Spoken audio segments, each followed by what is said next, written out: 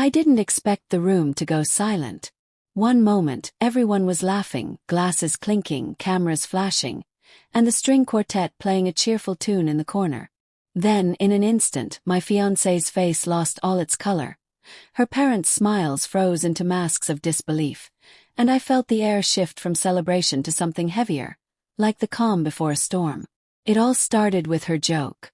Obviously, I'm marrying him for the money, Sarah had said, wine glass raised high, a playful smirk on her lips. The crowd erupted. Friends chuckled, co-workers grinned, even the waiters smirked. To them it was harmless banter. Just another champagne-fueled joke at a fancy engagement party. But something inside me twisted. Smiled anyway. That's what you do when the spotlight's on you. But instead of letting the laughter settle, I let my own words slip out, loud enough for everyone to hear. Good thing we signed a prenup this morning, right? And that's when her smile shattered. The beginning of doubt. When Sarah and I first met, I never thought twice about her intentions. She was warm, funny, and charming in a way that made every room bend toward her. She worked in marketing, always dressed sharply, and carried herself like someone who belonged in boardrooms and rooftop parties. I was a finance guy. More numbers than words, more spreadsheets than spotlights. She added the color to my life, or at least I thought she did. But over time, little things had begun to prick at me.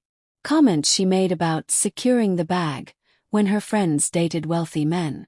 How she always pushed me to upgrade my car, my suits, our dinners.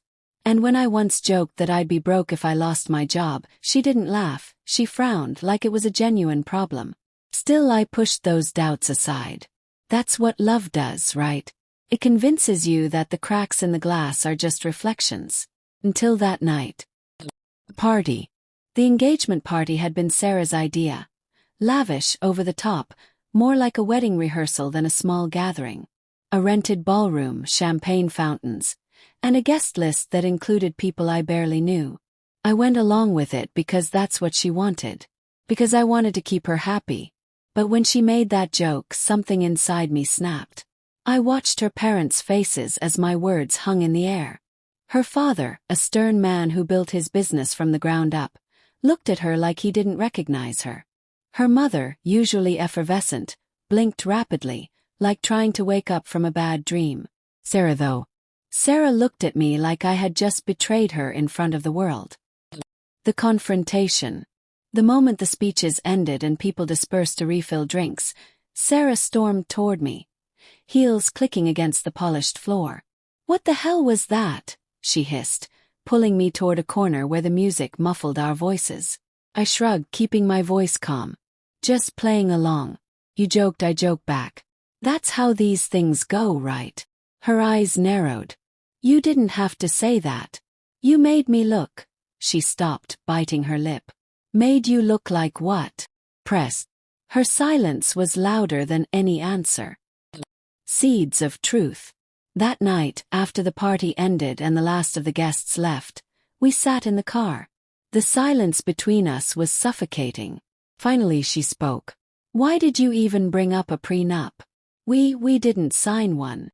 I turned my head, staring at her. "No, we didn't. But judging by your face, maybe we should have." Her throat bobbed as she swallowed. "So you don't trust me?" I wanted to say I did. I wanted to say that her joke didn't mean anything, that I knew she loved me for more than money. But my voice betrayed me. "I don't know anymore." Her hands clenched in her lap, knuckles white. For the rest of the drive, neither of us spoke. The discovery. Doubt has a way of eating you alive once it finds a crack.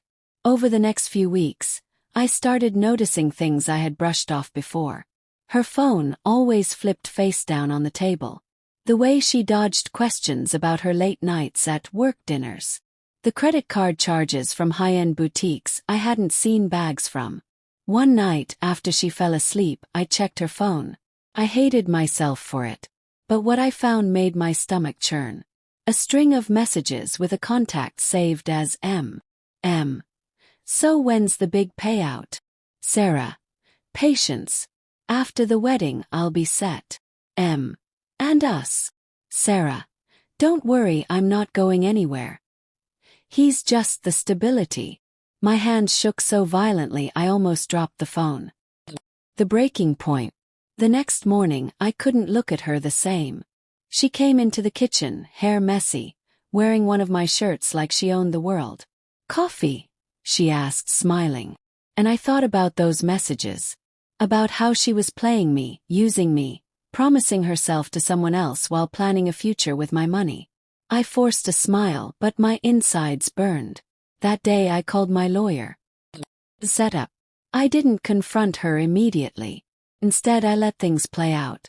I wanted her lies to unravel in her own hands.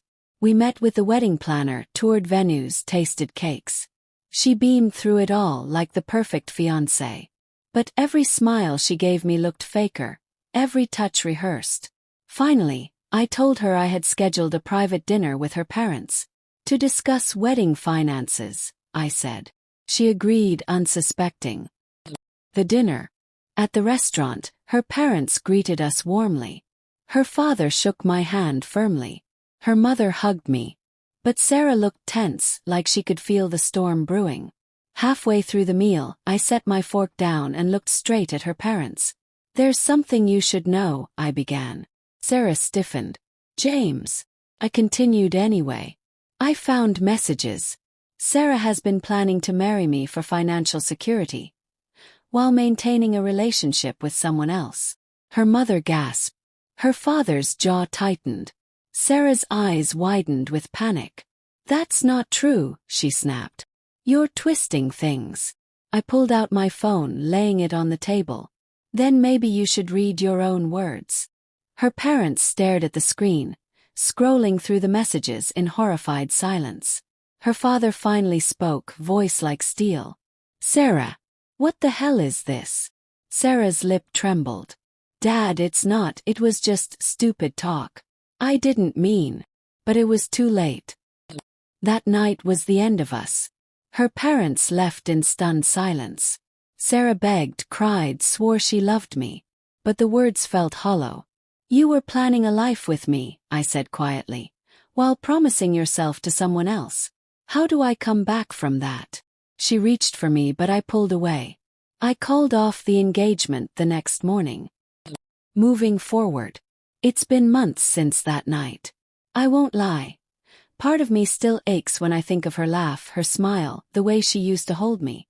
Love doesn't vanish overnight. But betrayal leaves scars deeper than love ever could. I learned that trust, once broken, can't simply be patched up. It leaves a fracture, a reminder that sometimes the person you love most can be the one holding the knife. When people ask why I called off the engagement, I keep it simple. Because I realized she wasn't marrying me. She was marrying my bank account. And though it hurts, I know it's better to have found out before the vows than after. Because some jokes reveal more truth than anyone expects.